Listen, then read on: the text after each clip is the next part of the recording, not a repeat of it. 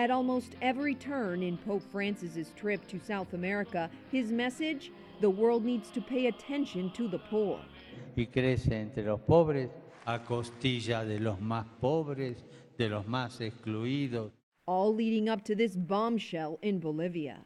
La ambición desenfrenada de dinero. An unfettered pursuit of money rules. That is the dung of the devil.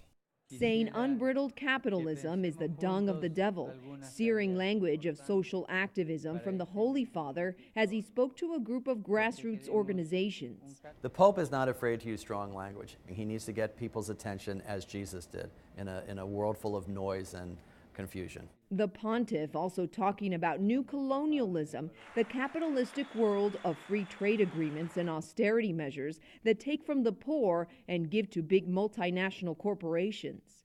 As the Pope moves on to his next stop, the message here well received, especially by those countries who've been governed by dictatorships in recent history. The response from the United States? Unclear.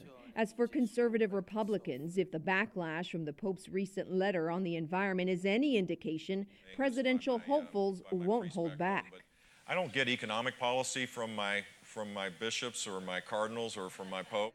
Pope Francis's speech, dogging capitalism, raises the stakes for those eyeing the White House as the pontiff prepares to address a joint session of Congress in September.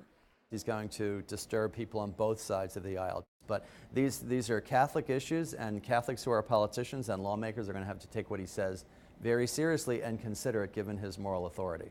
Father Hernán Paredes, one of the pontiff's closest friends, agrees, saying it's difficult to guess what Francis, who is known for speaking off the cuff, will say, but it'll probably include the message of hope, the message of pardon, the message of tenderness. I think we say it in English, ternura, a God who loves and cares for his children and who's ready to embrace, not to judge.